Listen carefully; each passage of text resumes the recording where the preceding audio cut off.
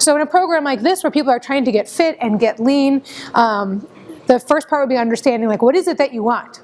What do you want out of your training? Because people often say the same thing, but in reality have very different expectations and very different goals. Right? So if you come in and just say, I'm here because I want to lose weight, and everyone's like, yeah, me too, me too. You say that because you're kind of conditioned that that's the answer you're supposed to give. You're supposed to want to lose weight at all times, right? You could be too skinny, but the goal should still be to lose weight because that's kind of what you're supposed to say, right? But if we really tell people, listen, I want you to go through a couple different magazines, and I want you to go through a couple different books, and I want you to find the female or the male counterpart with a physique that you want.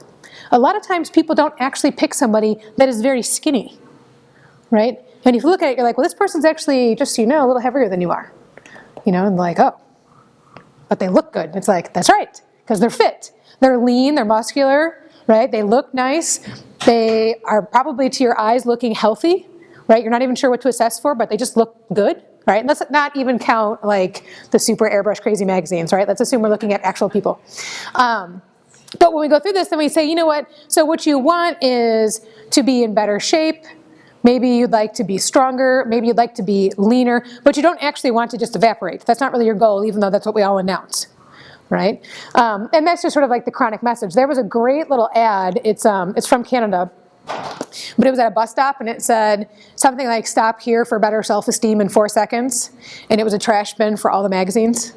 Right? So it was like, just stop looking at all this garbage. Like, this is just nothing useful. And so it was one of those things you read it and you're like, oh, aha, it's kind of good, right? Because when you look at actual magazines that we see most often, they're all airbrushed and they're all fixed. Even people that have been in them have sometimes sued to say, that's not me, right? Like, you paid me as a model and that's kind of my face, but not really. And the rest of that is definitely not me, right? So everything is skewed if you're looking at that. We need to actually look at people around us and then go from there. Now, if you step outside that kind of magazine world and then you start to look at people, whether you're at the mall or at the airport or you're walking down the street, something that you should acknowledge about what we look like, right, in our American society right now is not so great, right? And because of this, we're really losing kind of our finger on the pulse of where does health begin, where does fitness begin, where are the good markers, where are the bad markers. It's kind of lost. Right? If you ask people to sort of just, look at various body types and say, like, who here looks normal, who here looks just a little chubby, who here would you actually say is obese, it's skewed. We're so used to seeing people not really be healthy, and that's our new norm, that people usually look to what would be considered the overweight to newly obese, that middle category, and say, that's just a little oversized but pretty healthy. Right? But by the medical markers, they're not healthy. They are experiencing abnormal insulin responses, abnormal cortisol responses. They are having changes biochemically in their system. They are not healthy, right? When they go to the body that looks pretty like trim, but like pretty small, that's usually the healthy body, right? So when you walk around and you're sort of looking at people, a lot of times by the time someone says, oh, this person is heavy, medically, they're much too heavy for health. Okay, so hormones and inflammation are things we're going to tap into today, because those definitely are some huge roadblocks, and people are not educated properly on what to do about them, right? We've been chased around forever that if you want to lose weight, you're supposed to do what? Eat more or eat less? Eat less. Doesn't matter if you're eating nothing, you should probably eat less, right? And that will happen. People will come in and say, I have like one waft of lettuce, I just smell it. And then I look at the bagel. Well, I don't even touch it. I just look, sideline. But I'm still not losing weight, right? And to them, they're thinking mathematically that's impossible because I have been lectured, calories in, calories out, calories in, calories out, calories in, calories out. I'm bringing 0 in. I'm still living, moving about. I try to make it to the gym. How am I not losing weight? Right? Mathematically, it makes no sense, which is fine because you are a person. You are not a mathematical equation. Right? So keep that in mind. Can we have people train for and run the marathon and gain weight? Yes, we can. Right? Someone's nodding. I'm sure a few people have done it. Right? And they come out and they're like, how the heck did that work? I'm supposed to have lost weight on this plan. Now they're stronger and they've got better stamina, they've got better endurance. They're like, yeah, there's definitely things that I improved on. But just how did I not just get thinner running and running and running? That's all I did all summer was run up and down the lakefront. It's impossible. Right? So you have to sort of take the little math equation and put it to the side. It works in the very big picture.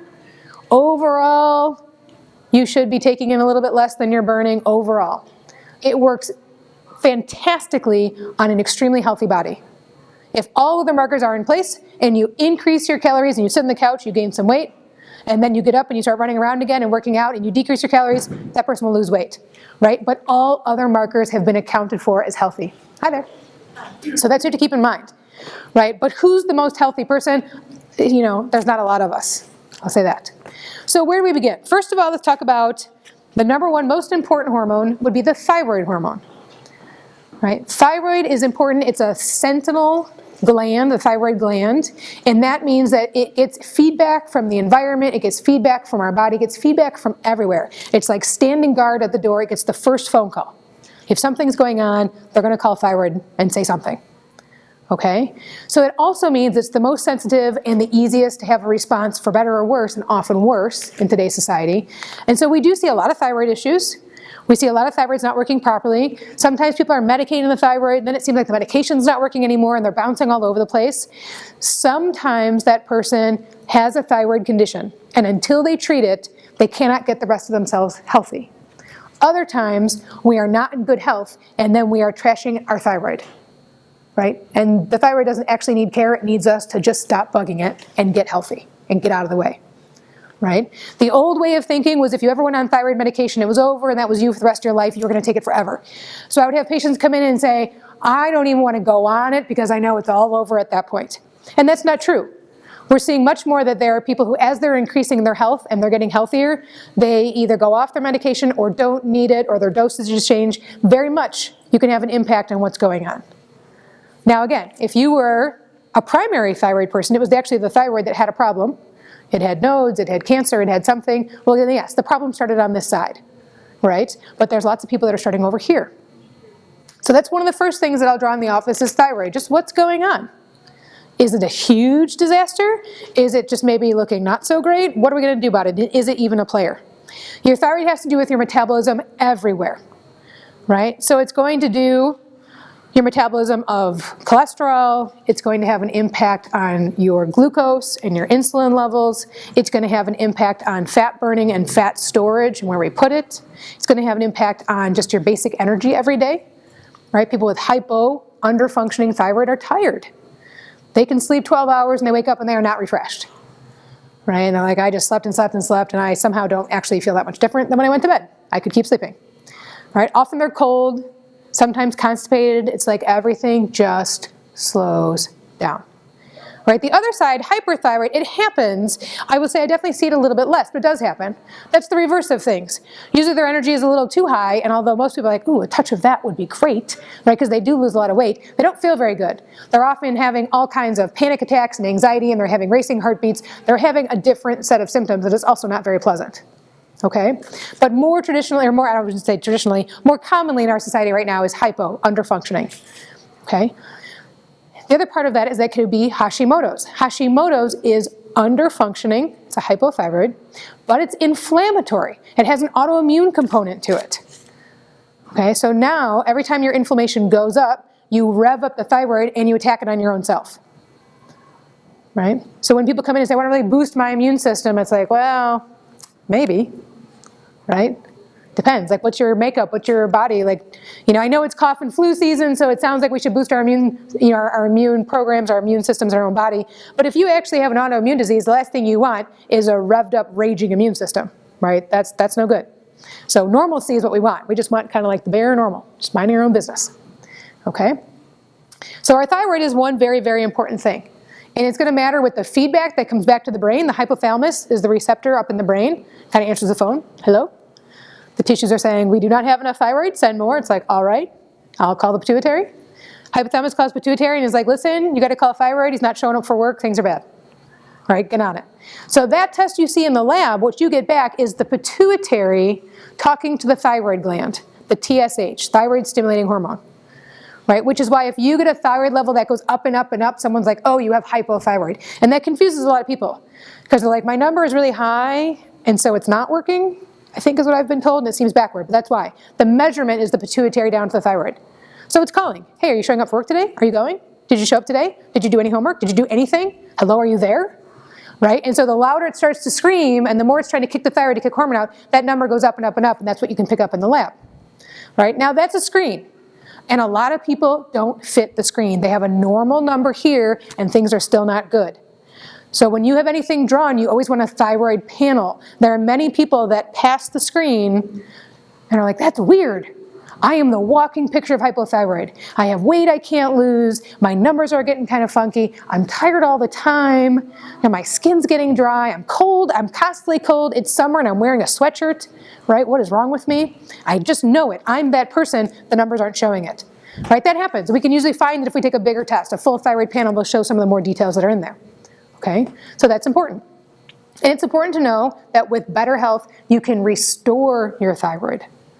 Okay, not in all cases, but for a lot of things that are just not so good of health, that we can do a lot of work with that. Okay. The next thing would be cortisol. Cortisol is a necessary hormone, right? It's your get up and go hormone. It's your catabolic hormone. It breaks things down to give you energy, right? But if it's left on all the time, it's going to burn you out, and you're going to end up with more of an adrenal fatigue. Right? Cortisol is the stress hormone. Our bodies are very high tuned and we're very good with dealing with danger. We are not very good with dealing with stress. Right? So if someone comes up and scares you in the alley and you run away and you're totally freaked out, you're definitely going to come in and be like breathing and panting, and oh my God, it was the scariest thing ever. And an hour later, you're fine. Now maybe if you retell the story, you freak out again, but in between, you're fine. But when you think about like the job that's not really paying you enough money and those are due and like you kind of want to move but you also can't afford to move and it's like that's chronic stress. You are kicking out cortisol consistently. And certainly in our world today, it is at a much higher amount, just generalized stress, than it was 40, 50 years ago. Right? As much as I love the fact that I can text my friends at 2 in the morning and half of them answer and all that's great, the fact that we can be reached at all times for anything, for work, for business, like that's a big deal, right? And like, now it's like you walk out of the office and you're still on the phone and you're continuing the phone call and you're like, that's fine, fax it over. I don't know, email it, yeah, scan it, I'm at home and I'm fax. Okay, so scan it over and then do this and then I'm gonna do this and then I'm gonna mail it. It doesn't stop. Right? It only ends when you sort of decide it's going to end or you fall asleep next to your phone and you're like, I guess it ended for now and I'll pick up again. Right? There's no off button, and that's a big deal. Even if you love your job and love what you do, it's a constant drain. Now, most people don't totally love what they do all the time, so that's an extra drain.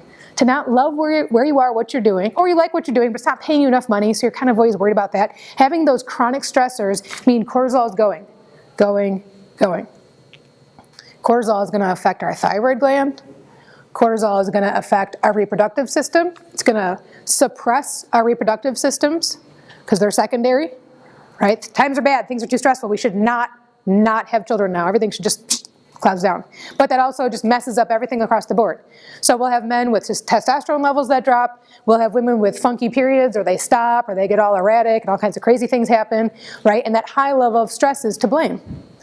Now, usually the answer to someone is like, you really need to get rid of some of that stress. You're like, oh, I know, right? It's not that people don't know it. They don't have tangible ways into doing it. So that's one part of the problem, okay? So that's cortisol. Now, cortisol is also going to interact with insulin. And insulin, I feel like, is best known for its role with diabetes, but it really is a player in a lot of different things. In general, you eat, food is absorbed, nutrients go into the bloodstream, glucose goes into the bloodstream, insulin is released to go into the bloodstream and take glucose out of the free-floating bloodstream and tuck it away somewhere. And it's either going to tuck it into a fat cell and say you're going to be storage. It's going to tuck it away in a muscle cell and say you're going to be energy. It's going to do something with it. Okay? Now, insulin can also be sensitized by the information that we give it. So if you're giving it the information that you eat enough food, that you're healthy, things are good, and you're going to work out every day, insulin's like, all right, I can go ahead and put more of this in muscle, just a teeny bit in the savings bank, because you're going to feed me again later, and things are good, and things are healthy, and this is what we're going to do, a nice balance. And then if things change a little bit, right, and you say, you know what, I'm actually going to have to walk 5 extra miles to work every day, so I have a greater demand than before, for a short time, it's going to say, okay, I'm going to put some more to muscle because the workload increased. I'm going to move it a little bit. But a longer time message going on saying, you know what, we have a big calorie deficit. We're not going to be able to eat enough to cover this, but the demand of work keeps increasing, and it's kind of going outside the realm of normal. Insulin changes what it does and is like, hold on, if this keeps going, you keep doing more work and eating less, you'll die. So I'm gonna get in on this and put more in fat. I'm gonna store more, okay? This is for your preservation, I'm only thinking of you, I'm just gonna store it over here. So if you think about extreme circumstances, right? We think of concentration camps, extreme starvation circumstances. Some of those people that lived eating nothing for months, if not years, now when they came out, those that survived, of course, they looked completely emaciated, complete skeletons, but their body did a lot of stuff on the inside just to make it survive, right? So you have these extreme capacities that are built for survival and are amazing, but we mess them up in this short window of not needing those big things to happen. Okay, the system is still built a certain way, and if we treat it like something else is going on, it responds in kind. Okay, so although it can do amazing things for survival, that's not what we need every day, right? So the messages you send your body matter, and your hormones respond.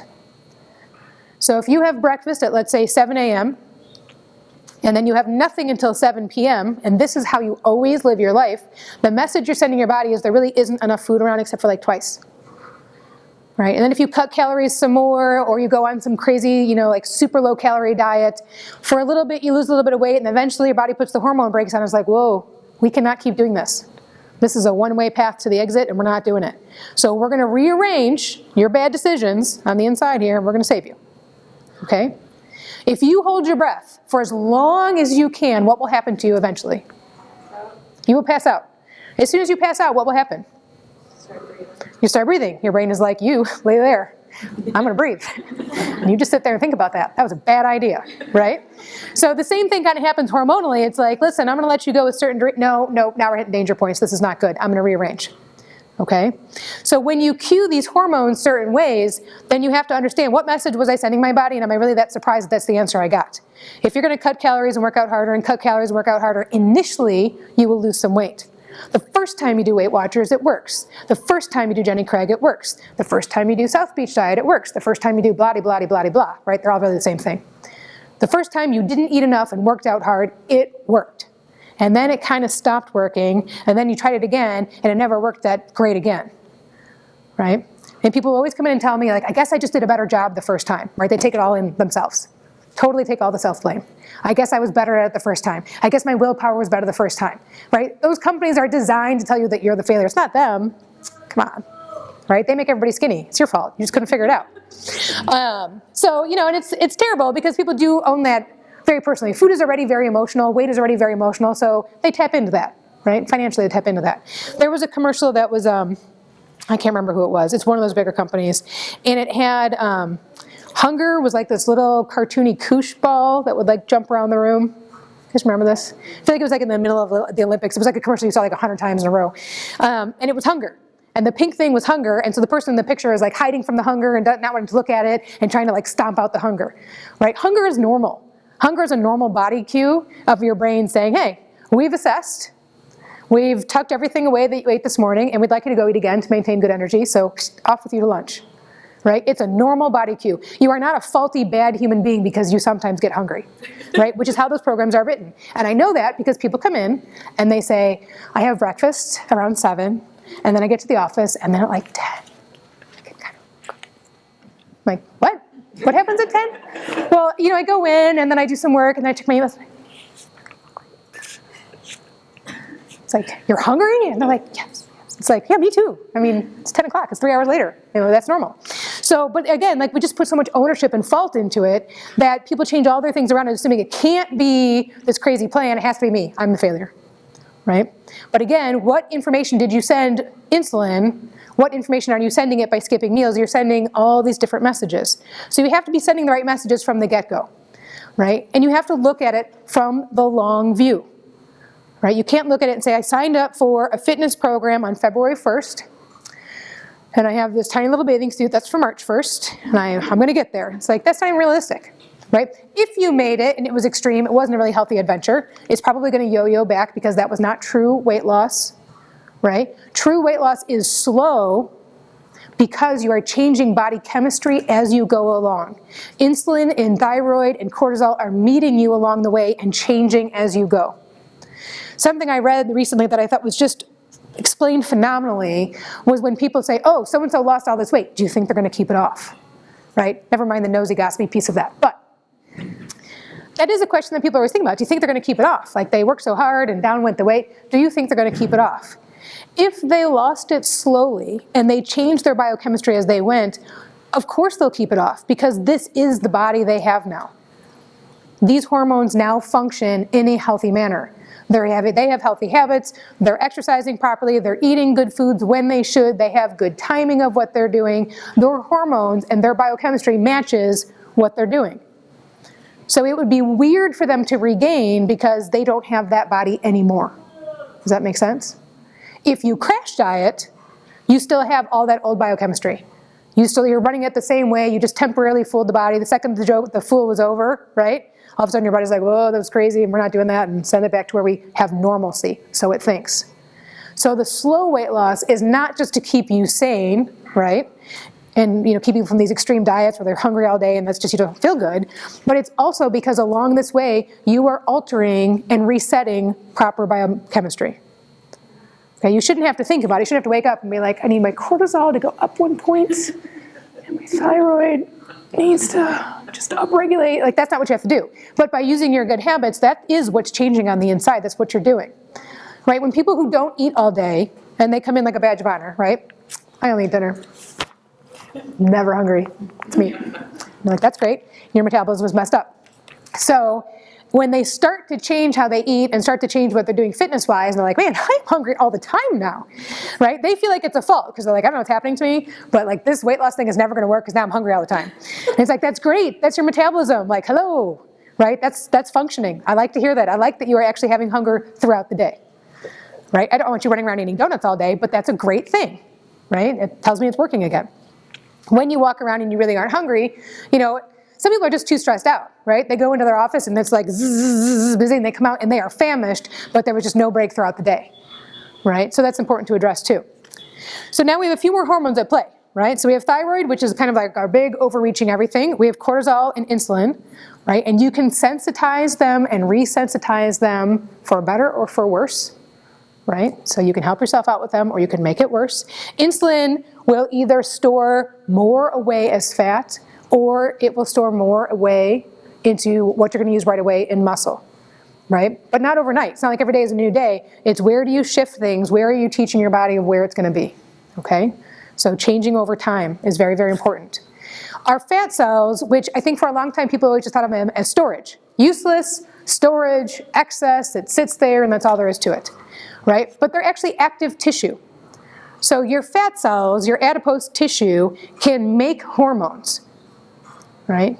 And it can make all different kinds of hormones. So when we see, a lot of times, women that hit menopause will all of a sudden put on 20 pounds. And it's very hippie, lower abdominal weight. And they're like, oh, what the heck happened? Right? I was doing this, I was doing that, and all of a sudden, poof, overnight. And they're kind of right. It does happen quickly in some people, because what's happening is that the majority of hormones are supposed to be produced in the ovaries and the uterus. Well, then as women are hitting perimenopause and menopause, the majority of those hormones are no longer coming from the ovary and the uterus, and instead those levels are lowering. The brain temporarily is like, wait a minute, this is not good. You need to make more because that's what I'm used to, right? The reproductive tissue is like, no, I'm only scheduled to do this. This is it. This is all you're getting. Right? So then it calls upon fat tissue and says, well, someone make up the difference, and so the fat tissue does. So it's the fat tissue that will actively produce progesterone, estrogen, testosterone, androgens. It will produce hormones that your body will then alter into the one it needs.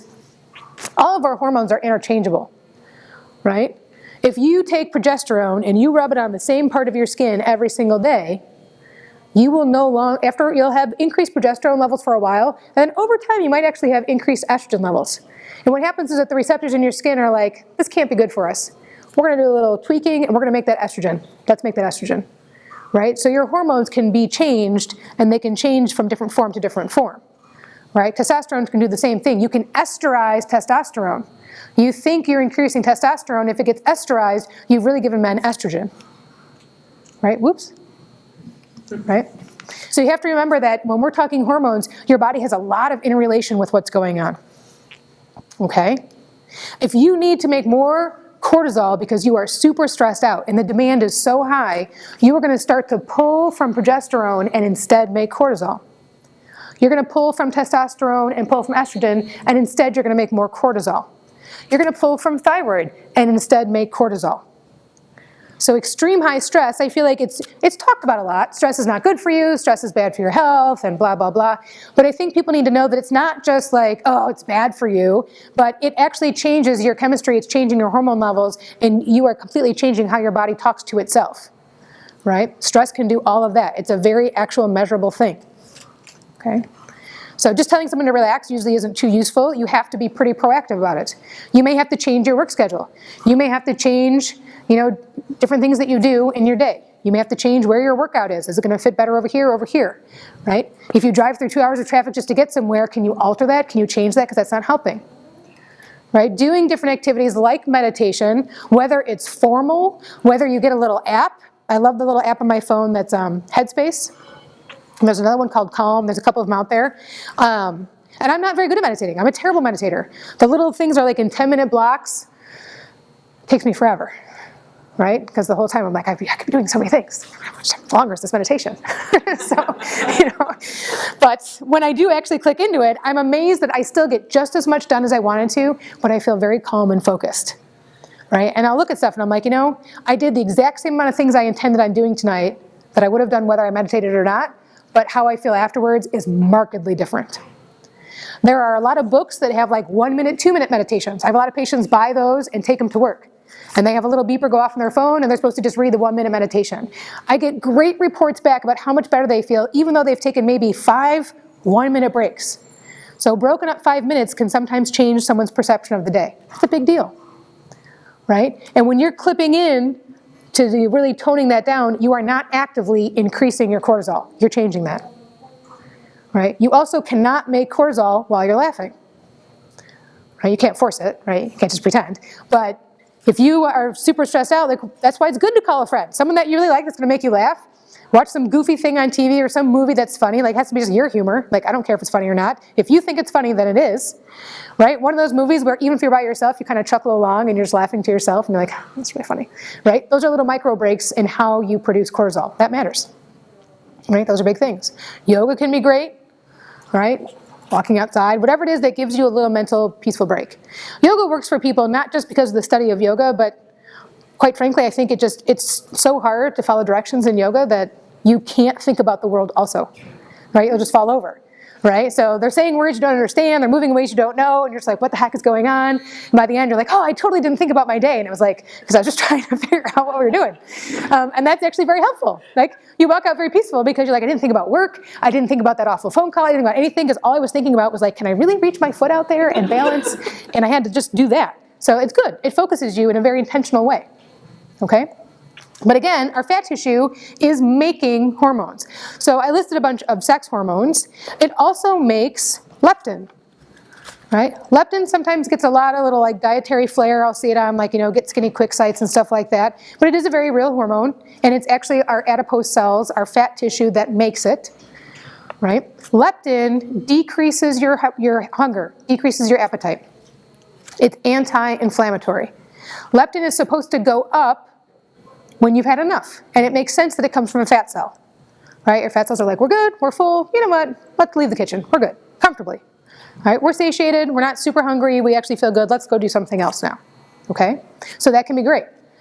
The problem is that the way that our dietary sort of life is set up today is that many people are becoming leptin resistant.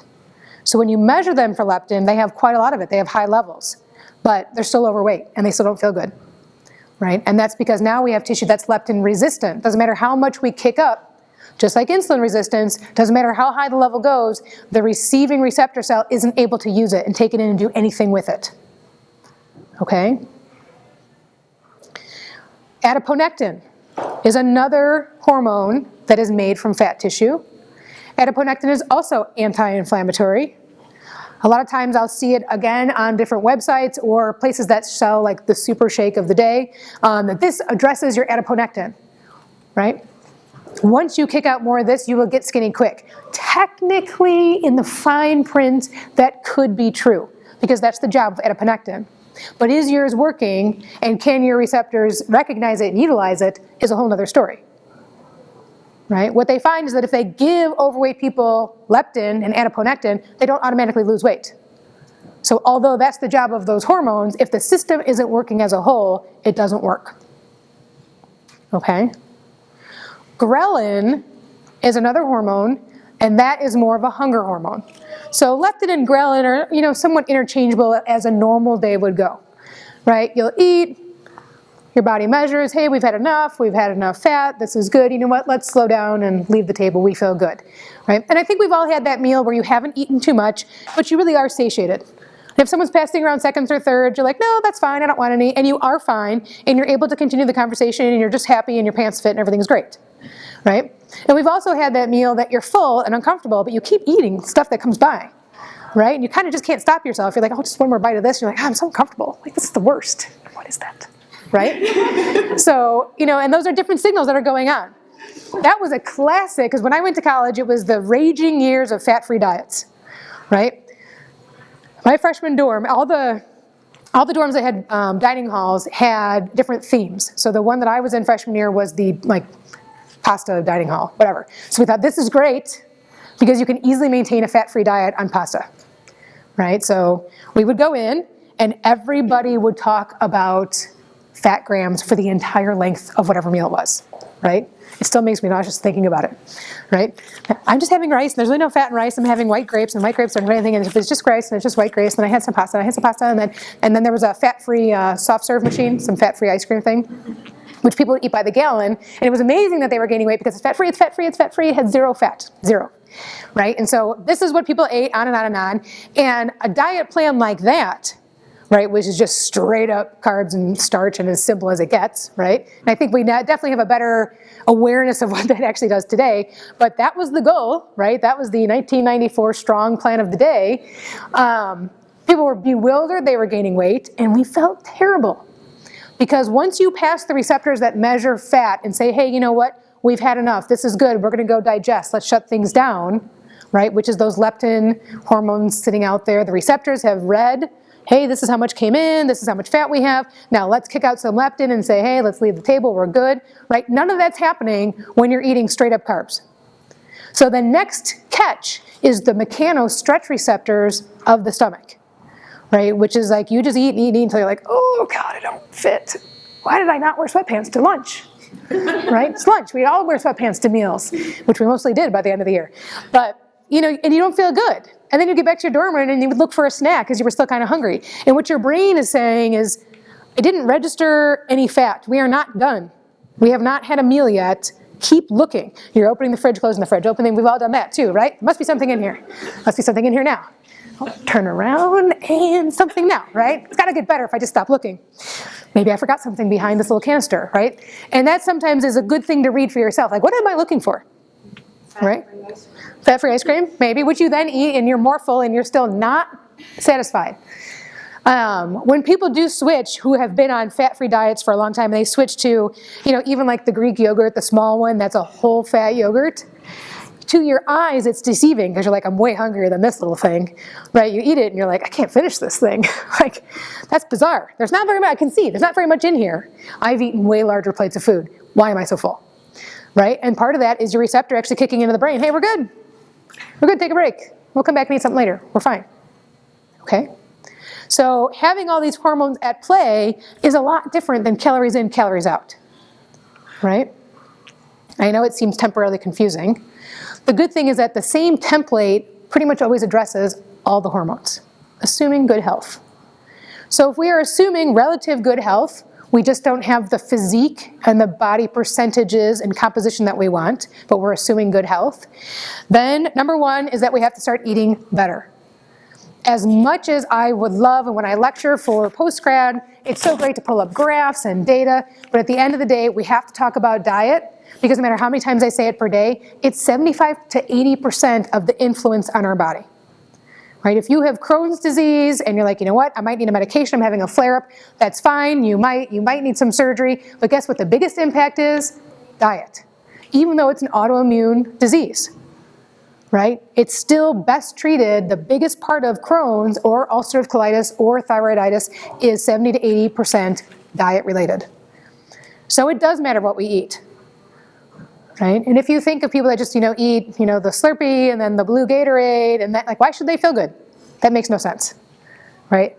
I remember years ago people saying, we don't have live food anymore. We don't eat live food anymore. And I definitely was long enough to know, I didn't quite know what they meant. It was like, I don't know. I mean, I had a sandwich, I had this, I had things that we're supposed to eat. Like, why would it be alive? It sounds weird, right? It sounds kind of weird and creepy. But that's true. And if you go back into cultures, doesn't matter where you go around the world, you go back into more cultural eating, people are eating foods that are fermented and they have live, active probiotic cultures just existing in them. Not in huge, powerful amounts and forms, just in there, right? They have good pH balance. The meats they're eating are not laden with hormones, antibiotics, and pesticides. They aren't. The animal that they're eating ate what it used to eat, whether it was berries or nuts or grass or whatever, grubs, that animal ate what it was supposed to be eating.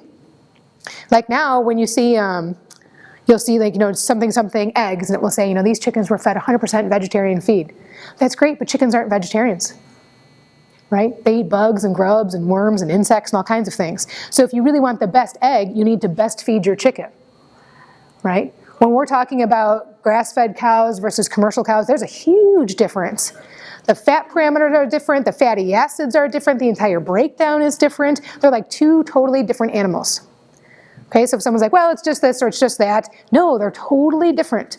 There's conjugated linoleic acid, there's omega-3s naturally occurring in grass-fed beef. Right? Bison's another great way to go. At least at this point, there are still some laws that protect how you feed a bison because it's a native animal. So it's generally grass-fed for the most part. Cow, you really have to check what you're getting, right? Wild game is great because, again, if you caught a deer or if you have duck or some other upland bird, that animal just lived out there doing whatever it does, and then, you shot it and have it. So it minded its own business, which is usually better news for us, okay? So the quality of food that we bring in, if you look at how people normally eat, is very different. If you wake up when you have a bowl of cereal, then you go partway through the day and you have a little Cliff Bar or something, then you go to lunch and you have either a salad from the salad bar that's mostly white, regardless of the vegetables that it is, or you get a sandwich and it's got dressing and cheese and stuff on it, right? What have you really eaten that is building cells? What have you really eaten that is going to be building blocks for tissue, right? Nothing yet. Kellogg has gone all over the world selling cereal. They've had campaigns into Asia to say, stop eating fish and vegetables for breakfast, you crazy people. You need to eat cereal. You need puffed rice. That's what you need, right? I know you have good health and good teeth and nobody has a cavity, but that is not the point, and you all live to 90 and we don't. You still need cereal, right? So a lot of what you're looking at is what did you actually eat that gave to you, right? I love the idea of just simply thinking of dinner for breakfast. That solves a lot of questions for people. What do I eat for breakfast then? Right? Have dinner for breakfast. Most people do a better job with dinner. They try to put in meat, they try to put some vegetables, they try to do things a little bit better if they're, if they have their mind in the frame of I'm trying to do better for myself, right? And the first time you have a pork chop and vegetables for breakfast, you might feel weird until you realize that hours are passing and you actually feel amazing, right? What's so funny? Dinner for breakfast? Maybe you just need a different dinner, right? There you go. You can do omelets. Yeah. Our problem is more getting vegetables for breakfast. That's why I told them that's for you. What about the smoothie? What about the green smoothie of any kind? If that is for me. Well, yeah. It's a cultural thing. Where I come from, we don't eat sweets in the morning. So it's just tough. And when I went to... So you're saying sweet and we're saying vegetable. we did smoothie. So a green smoothie would be pretty much vegetable, and you put a piece of fruit in there just to give you the palate that you need. But the concept is sweet. No. Not my smoothie. No, I would say if I was going to make a smoothie, that would be a green smoothie. I'll probably shove 1 or 2 cups of spinach in there, right, or baby spinach or baby greens or whatever else. I'm not personally a big fan of kale. We can all talk about the nice things about kale, but I like many other greens. Baby power greens, all of those are great because they're a little bit sweeter without being sweet. They're tender, let's say that, tender. So you can put baby greens in there, put a few carrots in there, then I sort of dig around the fridge and find out what's not going to make it, through the week. So it could be leftover bell pepper, it could be celery, it could be any number of things. I throw that in there. I'll throw a few things, a few scoops of turmeric, because turmeric is a spice that's powerfully anti-inflammatory. Maybe protein, maybe not. It's just gonna be a green smoothie, no.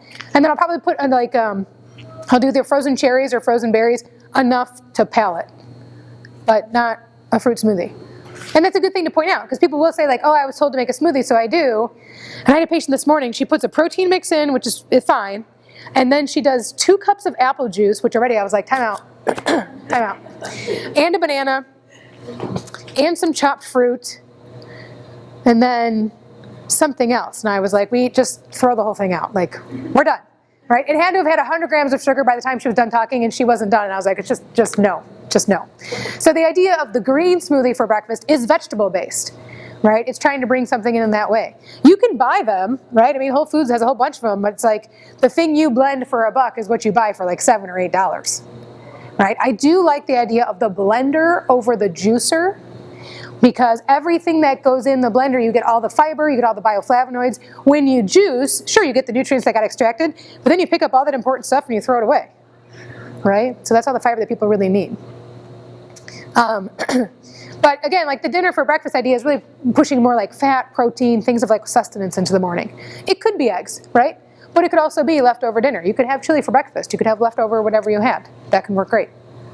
Okay, and then trying to mirror those meals throughout the day. If you really must have a bowl of cereal, the only place it works is like post-workout, right? Because it's not really ever beneficial. It's just where can we tuck it away that it's least damaging? Okay, post-workout. And can you add some protein, to the milk source that you're using? That's about it. And that would still be me acquiescing, saying if you're not going to give it up, I guess we'll agree here. But really, it's not good for anything, right? And it's funny now when I think of like how I shopped as a kid with my parents. We would go through and like we weren't allowed to have any of the sweet cereals, and so we'd go there and beg and borrow for oh, please this one or please that one or whatever else. And there are half the cereals that there are now. Right now, it's like the most enormous aisle in the world. And the only good thing is that my kids don't even know that that's stuff to buy. Like we'll walk the whole aisle down. They don't even ask for any of them because we've just never bought anything on the shelf. But I think they just don't even look at it. You're like, what is that? I'm like, I don't know. Let's keep going. So, who knows? You already have that toy and it's actually a stuffed animal, so move on. So some of it is actually knowing like each thing you're eating, is it actually working for you? Because this is what's going to send the message over time. Right? Having good protein, having good fats, having good vegetables and vegetation coming in consistently, you actually change the microbiome of your gut.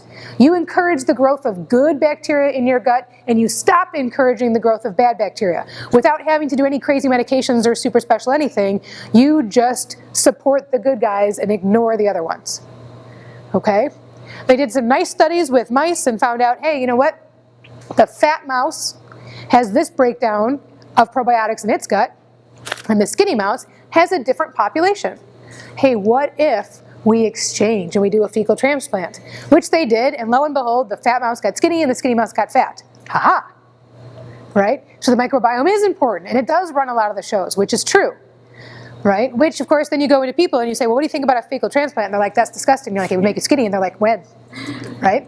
So we don't want to have to do that, though, because if you don't change your health, and let's say you do, let's say they do make the fecal transplant into a capsule that's easily available, which will happen eventually, and let's say you do it, you probably will lose weight in the short term. But if you don't know how to grow the little garden of the good guys and maintain them, you're going back to where you were before, right? So that's why when we're talking fat loss and muscle building and changing hormones and changing microbiome, everything is slow and consistent because you are reintroducing and sort of changing the entire environment, okay? The crash diets don't work because of that. They give you no time for environment change. So changing your diet and being honest with yourself about it. We like to lie to ourselves. I have made so many changes and nothing is working. Right? When we really hold your feet to the fire and we're like, what did you really change? And it's like, well, I mean, I mostly did a really good job most of the time. I mean, almost always, which is some of the time, kinda. Mostly. And nothing is working. Right? One of the charts I like to give people to do is, and again, you're trying to take the judgment out of it because everyone's struggling with the same sort of thing. You're trying to just figure out like what's working and what's not. What's the answer? Right? Everyone has the friend that did one thing and it worked and then you didn't, it didn't work. And then somebody else did something totally different, it worked for them, you tried that, that didn't work either, right? So you're just chasing around. I like people to make a grid And then in the grid they put, breakfast, snack 1, lunch, snack 2, dinner, whatever it is, the day of the week. And then you give yourself a plus if you ate a meal that was live and had something for you. Let's say it was an omelet, you had the whole egg, right? You had spinach and maybe avocado in there. So you have healthy fats, you've got protein, you've got produce, you had a cup of coffee or tea, right? Hooray. All right, that's a nice little plus. Okay, let's say you didn't eat breakfast, that's a 0, that's just a nothing. Or let's say you had a Pop-Tart, you get a minus. Okay, so you do this throughout the day, and every time you eat, you kind of evaluate and say, okay, that was pretty good. I had healthy fats, I had some vegetables, I had some good protein, I didn't have a chance to eat anything, or I definitely did not make a healthy decision, right? And then you stand back at the end of the week and look at the big picture. What are the ratio of pluses to zeros to minuses, just what's going on, right? And then you look at what can you change? Often we go in and we want 100% improvement. I want 100% results. But I'm not actually willing to give 100%. Judging by my map here, 50, right? So some of that is becoming more realistic. Now let's say you look at it and you're like, okay, we definitely went out too many times. I didn't prepare, I didn't plan and buy snacks for work, so I can do a better job. Okay, you do another week of it and you're like, all right, my snacks are way better, I'm eating breakfast, that's better.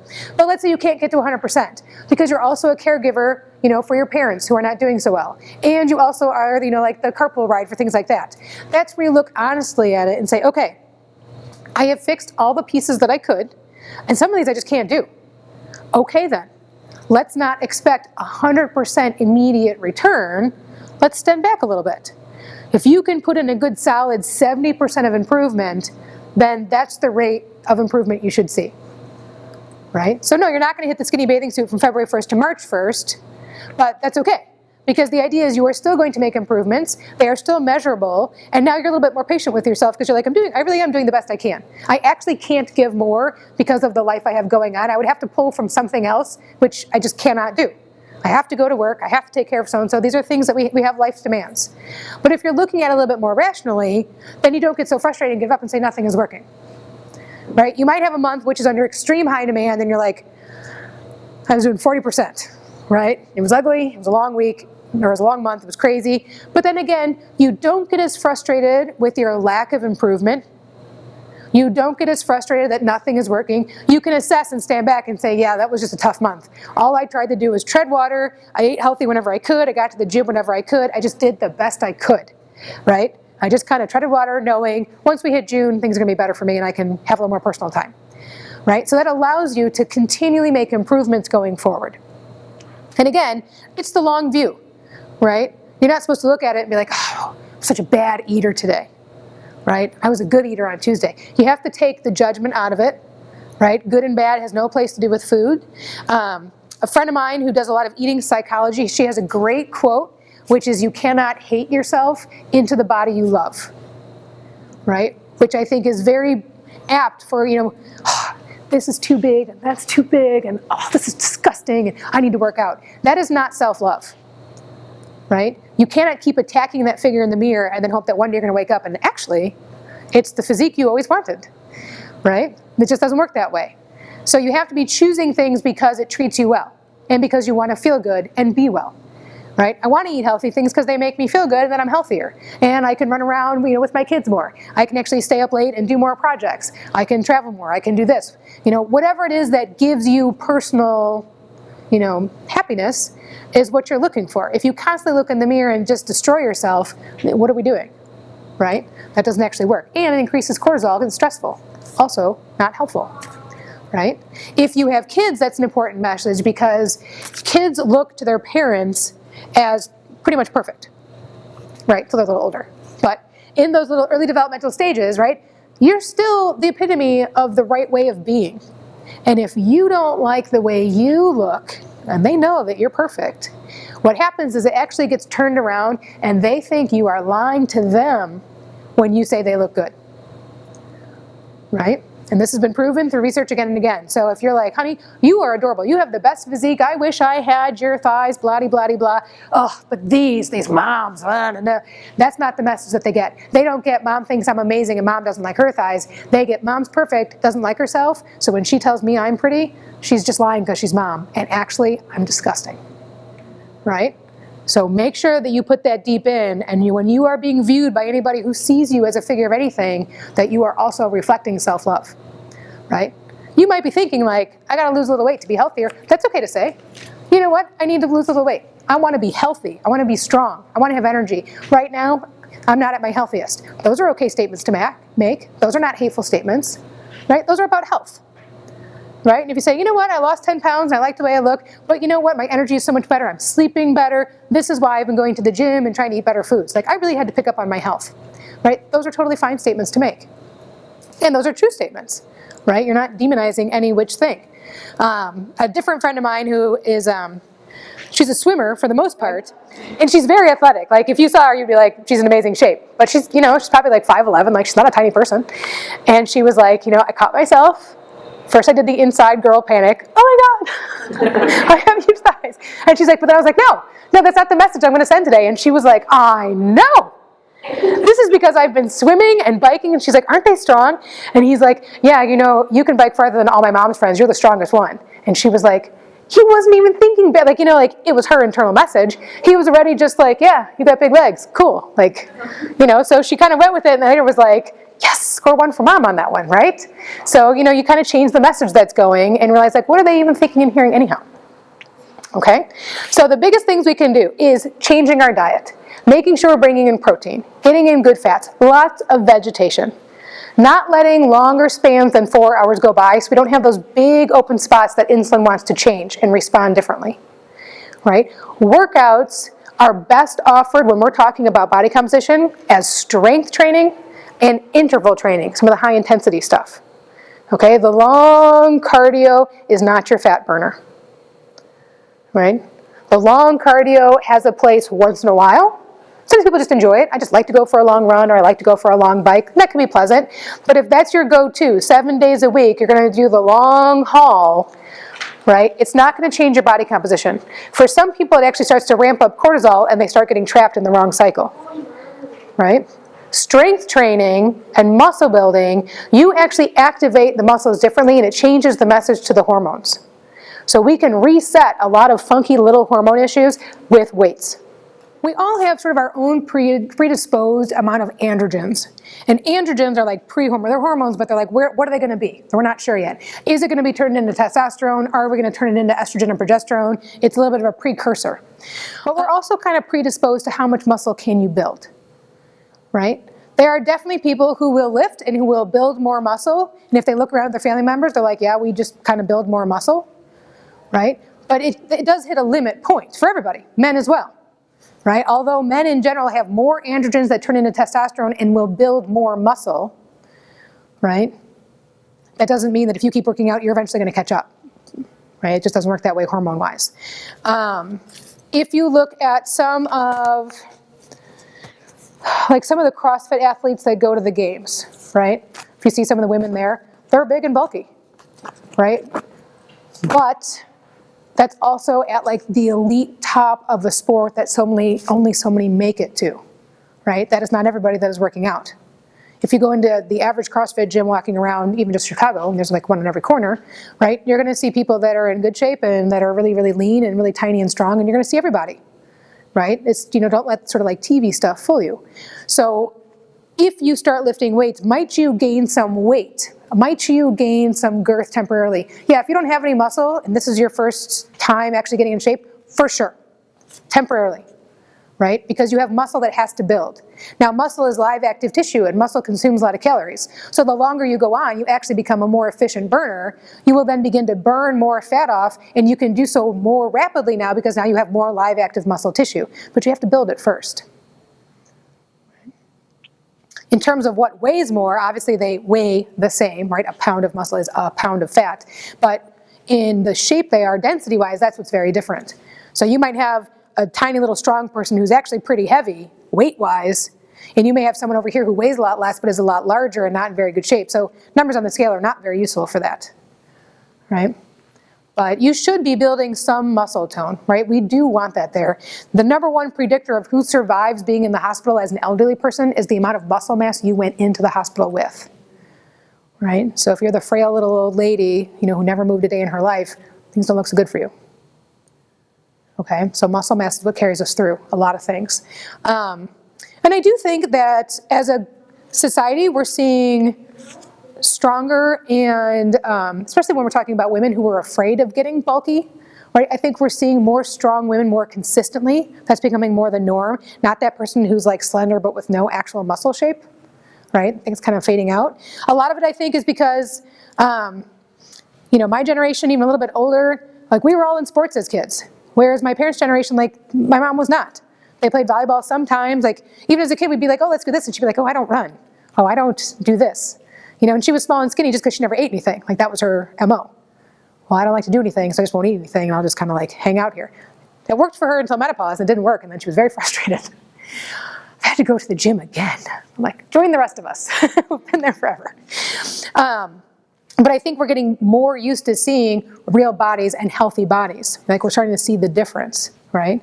Which is what you want to look at, right? What kind of a body are you looking for? What kind of healthy parameters are you looking for?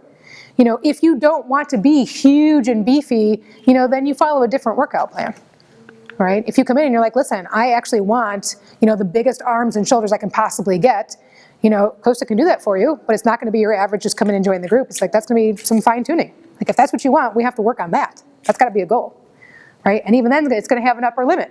There's only so much that your androgens will allow you to do. I did a class 2 weeks ago with, Diane Fu. You know who Diane Fu is? She's an Olympic weightlifter. So here's this woman who has, won all these awards and all these things and everything like that. And in person, she's like an inch taller than me and definitely thinner than I am. Right? Tiny, tiny little thing. And any weights that people were working on, and she was having us work on all kinds of things, and there's women and there's men, and there's people that do a lot of weightlifting, and there's people with all kinds of stuff. And anytime she would do an example, she would just like walk up and do an example with whatever bar, with whatever weight she grabbed. Right? Which was crazy because you realized how ridiculously strong she was, and every movement was so smooth. But she was, just tiny and strong. So pushing a load and doing hard work and lifting heavy weight does way more for us than it ever does against us. Right? The other thing too is when we're talking about caloric burn just in the big picture, you get a bigger caloric burn with weightlifting because you burn a lot during and you have a strong afterburn the rest of the day as your body recovers. And interval training where you go fast and hard intensity and then you drop and take a break and it goes up again and you drop again. That also has a high calorie burn during and a high calorie burn after as you recover. Cardio, the old elliptical, you burn a little while you're on there. That's about it. Right? The elliptical is painful, I think. I don't know. So I'm always scarred when people come in and they're like, oh, I do the elliptical 2 hours a night. I'm like, oh, God, there's so many things I need done in my life that I could just call you up to have you do. You're wasting time. You can fill your schedule. The idea of the elliptical is really for someone with joint problems. Those things are built to take the load off someone who maybe had a knee replacement or a hip replacement or something that they can't take, right, the weight-bearing load. But it also removes the amount of work you can get done. So even if you're whooshing away on there for an hour, you're not getting a lot of work done, right? Versus coming over here, dragging a rope a couple of times, lifting some weights, being chased around the gym a little bit, and you leave in 20 minutes, and you're like, holy cow, that was a lot of work, right? 20 minutes on elliptical will never give you that feeling because you didn't do as much work, right? So being efficient with your time is important as well.